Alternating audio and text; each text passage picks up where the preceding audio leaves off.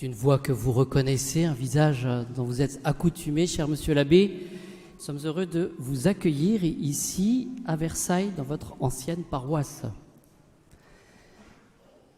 Il y aura quelques objets africains à la sortie de la messe. Nous faisons la solennité du Sacré-Cœur. Il y aura une quête qui est impérée du denier de Saint-Pierre. Il s'agit de contribuer aux besoins financiers du Vatican, qui sera faite cette quête à la sortie de la messe. Merci de votre générosité. Il y aura les vêpres ce soir à 18h.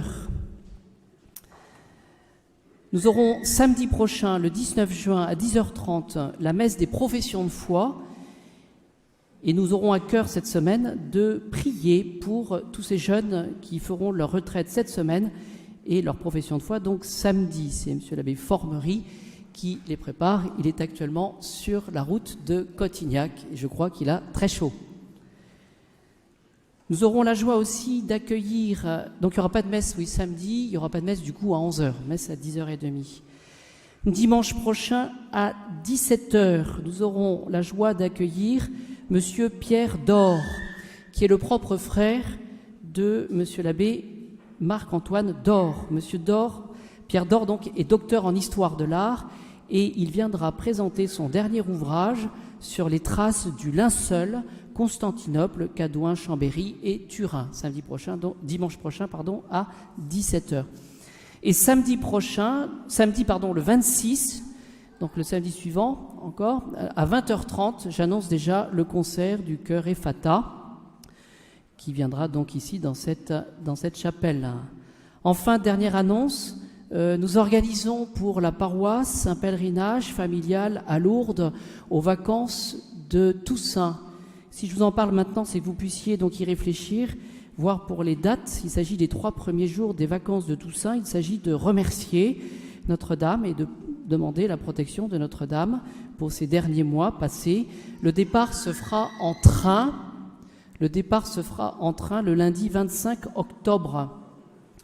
Voilà. Et je vous demande de manifester, on le fera dans les semaines qui vont avant les vacances, en tout cas, de manifester un petit peu vos intentions, parce que j'hésite, pour tout vous dire, à privatiser ou non un train. C'est pas évident, ça. Et donc, parce qu'évidemment, c'est mieux d'avoir un train pour nous, parce qu'on m'a expliqué que si on prend le train avec les voyageurs, ils ne seront pas forcément très heureux de chanter des « Je vous salue Marie » pendant tout le voyage. Au risque de faire des anti-chrétiens ou des anti-catholiques, dans ta voix. Et puis au programme, bien sûr, messe, procession, chemin de croix. Et nous aurons aussi un pèlerinage dans le pèlerinage parce qu'il y a cette marche entre Pau et Lourdes sur le chemin Henri IV qui nous permettra, pour ceux qui souhaitent rejoindre ou faire toute cette marche, eh bien, se diriger vers Lourdes.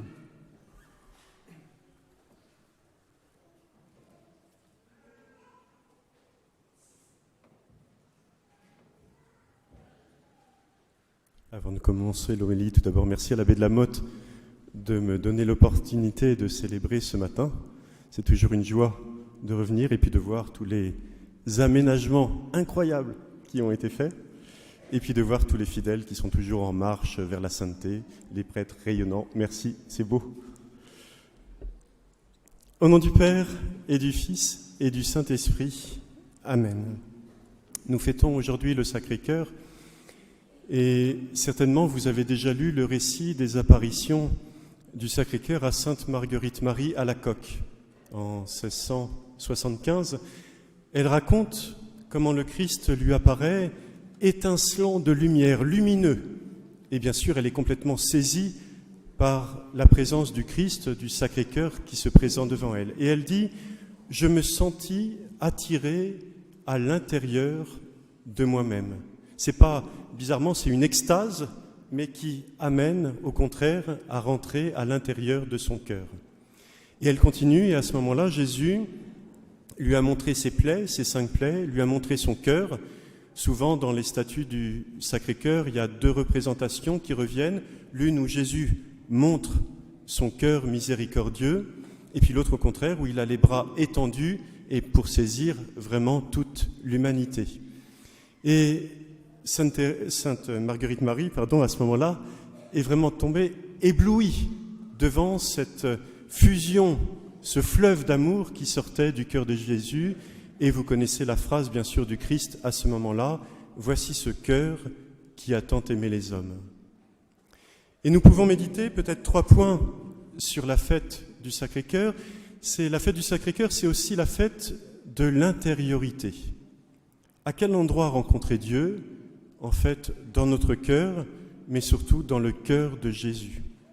Et l'importance, et je pense que vos prêtres sans cesse vous rappellent la chose, l'importance de faire oraison. On aimerait tous, moi je rêve un jour d'avoir une apparition du Sacré-Cœur. Je me dis, à partir de ce moment-là, je deviens saint tout de suite, c'est facile. Le lieu, c'est au fond de notre cœur. Or, on est tellement extérieur, on est tellement superficiel qu'il nous faut vraiment ce temps de chaque jour d'oraison, de méditation, pour aller vraiment au centre de notre cœur. Peut-être une petite méthode qui peut aider à ça, c'est il faut rentrer dans le cœur de Jésus de façon successive. Commencez en demandant à rentrer dans le cœur de la Vierge Marie. Là, elle vous accueillera facilement. Vraiment ce cœur maternel, ce cœur immaculé, ce cœur qui vous apaisera, qui vous donnera la grâce. Et puis, demandez-lui de vous aider à rentrer dans le cœur de Jésus. Vraiment, c'est un bon chemin pour l'oraison. Et quand vous êtes dans le cœur de Jésus, avec la Vierge Marie, commencez pas à demander tous vos trucs, d'être guéri de la Covid, de gagner plus d'argent, de réussir aux examens. Vraiment, restez là ce temps, simplement à goûter ce bonheur d'être dans le cœur de Jésus. Et de se sentir aimé, à ce moment-là, vous pourrez aimer à votre tour. Donc faites du Sacré-Cœur, faites de l'intériorité. N'hésitez pas pendant ce temps d'oraison aussi, ce temps où vous rentrez dans le cœur de Jésus. Comment connaître Jésus? C'est avec sa parole.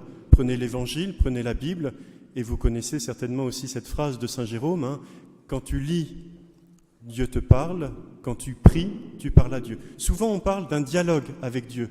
Eh bien, le dialogue, il est possible. Prenez cette parole, lisez-la, Dieu vous parle. Qu'est-ce que Dieu me dit? Et pour la comprendre, il n'y a qu'un lieu pour véritablement saisir le sens. Encore une fois, c'est le cœur de Jésus. Et à ce moment-là, quand vous comprendrez ce sens, naturellement, vous aurez envie de parler à Jésus, de lui dire à votre tour combien vous l'aimez. La fête du Sacré-Cœur, c'est aussi, et c'est le deuxième point, la fête de l'humilité. Alors là, c'est un parcours un peu rugueux, un peu difficile. Si un jour, vraiment, vous avez cette grâce de rentrer dans le cœur de Jésus, c'est une belle grâce. J'espère que vous aurez les grâces aussi pour supporter d'être dans le cœur de Jésus. Je veux dire par là que si jamais il y a quelques grands saints qui ont eu ce privilège-là, quand on est au fond du cœur de Jésus, mais on se sent minable, on se sent petit, on se sent moins que rien. On est à côté de Dieu, Dieu qui est infini, Dieu qui est pur, Dieu qui est parfait. Et nous, mais vraiment, on réalise qu'on n'est rien de rien de rien. Vous connaissez cette phrase aussi de Sainte Catherine de Sienne, là, du Christ à Sainte Catherine de Sienne, « Sais-tu qui je suis et qui tu es? Je suis celui qui suis, tu n'es celle qui n'est pas. » Et quand on découvre dans la prière qu'on n'est rien, bon courage. C'est dur à porter. Mais ça permet d'aller encore plus profond et de découvrir que ce rien qu'on est, Jésus est venu pour nous, pour chacun de nous. Et alors qu'on ne le méritait absolument pas, alors qu'il n'y a aucune raison de nous sauver, Jésus est venu, a donné sa vie, nous a rachetés et nous aime encore aujourd'hui. Combien de fois en confession, nous arrivons vraiment mal à l'aise. Comment ça se fait que Jésus me pardonne encore avec tout ce que j'ai fait? Et c'est cette expérience que nous ne sommes rien, et c'est ce petit rien que nous sommes, en fait, qui va permettre à Jésus de remplir notre cœur. Donc n'hésitez pas aussi à célébrer aujourd'hui la fête de l'humilité. N'ayez pas peur d'être petit, n'ayez pas peur d'être rien. C'est en étant rien que nous recevons tout. Vous savez, le grand apôtre qui a évangélisé Saint Paul, il s'appelait Saül. Pourquoi il s'est appelé Paul? Que veut dire Paul? En latin, Paulinus, c'est le tout petit. Il a choisi de s'appeler le tout petit. Lui qui avait reçu des grâces extraordinaires, il sait qu'il n'est rien sans la grâce de Dieu.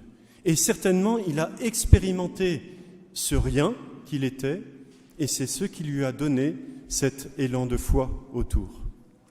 Et puis le troisième point, c'est certainement la fête de la mission. La fête de la mission, c'est-à-dire que quand on découvre l'amour qu'il y a dans le cœur de Jésus, quand on découvre que cet amour infini est pour chacun de nous, et sans raison, encore une fois, il y a quelque chose de complètement gratuit dans l'amour de Dieu. Il n'y a qu'une chose à faire, on a envie de le répondre. Je suis toujours... là, il y a plein d'images qu'on pourrait utiliser, mais encore la semaine dernière, là, j'ai visité une famille, et bien sûr, le petit de 4 ans là, m'a fait un dessin, une patate avec 4 bâtons, et vraiment, il m'a offert ça avec tout son cœur. Un petit, déjà, a envie de donner. Quand il se sent aimé, quand il se sent heureux, il a envie de répandre. Nous, aujourd'hui, donc je suis rentré en France juste hier, là, vraiment, tout le monde tire la tête. Il n'y a pas beaucoup de gens heureux en France. C'est pour ça que la fête du Sacré-Cœur, elle est importante. Vraiment, quand on découvre l'amour de Dieu, on a envie de rayonner à ce moment-là. Quand on se sent aimé, on a envie de le répandre. Et puis, encore une fois, le regard de Jésus sur nous aide à nous remettre debout. Comment, là c'est des images un peu classiques, mais comment un enfant apprend à marcher, vous le mettez à 5 mètres, et puis vous le regardez avec un grand sourire, et puis lui tout seul, il va trouver la force, en titubant, en se faisant des croche-pattes tout seul, d'arriver à aller vers vous. Il va tomber au bout de 3 pas. Qu'est-ce qu'il fait à ce moment-là? Tout de suite, il vous regarde. Si vous prenez un air triste, il pleure parce qu'il se dit ça doit faire mal. Par contre, si vous le regardez avec un grand sourire, hop, il se relève et il repart en marchant. C'est notre vie spirituelle, là. Si on se sent aimé par Dieu, en fait, on ne se préoccupe pas de nos fautes, de tomber. On se préoccupe du visage du Christ. Et ça nous permet de nous redresser rapidement et vraiment de rayonner. Peut-être... Pour illustrer la chose, alors c'est déjà une histoire de l'année dernière, mais là-bas au Bénin, l'été, on fait des camps de jeunes. Il y a un camp où on essaye de récupérer les jeunes, c'est ce qu'on appelle l'école de foi. Il y avait une jeune fille de 22 ans qui était là au début du camp et qui tombait dans les pommes toutes les demi-journées. Donc un peu inquiet, je l'ai conduite à l'hôpital. Alors il faut savoir, l'hôpital là-bas, pour être soigné, il faut payer avant, c'est-à-dire on paye la consultation avant et s'il y a besoin de médicaments, on paye les médicaments avant aussi. Il n'y a pas de sécurité sociale. Et donc beaucoup de gens ne vont pas se faire soigner par manque de moyens. Donc cette jeune fille, je l'accompagne et dans le trajet, elle me raconte sa vie. Une vie épouvantable, violée par un oncle, abandonnée par sa maman qui a quitté la famille. Son père s'est quasiment pas occupé d'elle. Se retrouvant à Parakou, où j'étais quasiment orpheline, quoi. Vraiment, sa famille ne s'intéresse pas. Et elle essaye de vendre des petits gâteaux, elle fait des sirops, des choses comme ça, pour payer la faculté, pour essayer de subvenir à ses besoins. Donc vraiment, presque seule au monde. Et donc je la conduis là-bas, elle me raconte sa vie. Et là-bas, naturellement, donc elle n'a pas du tout d'argent, je paye la consultation, je paye les médicaments. Et en revenant dans le camp, la école de foi, on a fait une veillée pardon, en réfléchissant éventuellement aux personnes à qui on a du mal à pardonner. Il y a des personnes, vraiment, la chose reste et c'est très difficile. Et pendant cette soirée, à un moment, cette fille s'est levée, et donc on avait prié, elle s'est levée, elle a dit « Papa, je te pardonne ». Alors on a laissé... Et à la fin du camp, il y a eu un peu le bilan, chacun, et cette jeune fille s'est levée à un moment et dit « Écoutez, je voudrais simplement partager, j'étais fâché contre mon père, il ne m'a pas protégé, il ne s'est jamais occupé de moi, toujours. Et le père, alors je vous dis ça, je vous raconte ça très librement parce que j'ai fait tout ça, et ça a marché dans son cœur, mais j'ai rien fait pour. C'est-à-dire que vraiment, Dieu se sert de nous comme instrument. Et le père m'a emmené à l'hôpital, a payé pour moi la consultation, donc pour elle c'était quelque chose de très important n'ayant pas les moyens, ensuite à la pharmacie, ensuite à vérifier. En fait, c'est la première fois que quelqu'un me manifestait de l'intérêt gratuit. Et ça l'a complètement bouleversé. Et moi, vraiment, n'importe qui d'entre vous aurait fait exactement la même chose. Hein. Là, il y a rien de... J'ai pas pris un air onctueux particulier, j'ai fait comme d'habitude. Mais ça veut dire qu'une chose toute simple, où on manifeste simplement de l'intérêt, de l'amour, mais ça peut vraiment bouleverser le cœur. Et la jeune fille continue en disant « Je ne savais pas ce qu'était un père. Aujourd'hui, avec le prêtre, avec l'abbé, j'ai découvert ce que pouvait être un papa. » Ça a été mon plus beau cadeau. Mais c'est surtout, je me suis dit, en fait, c'est facile de faire le bien. C'est-à-dire qu'il suffit d'être gentil, il suffit d'être bon, il suffit de partager l'amour qu'on a dans le cœur. Et en fait, les gens, ils sont complètement bouleversés. Et c'est pour ça, le Sacré-Cœur, c'est aussi la fête de la mission. C'est le plongez-vous dans la prière, plongez-vous dans le cœur de Jésus.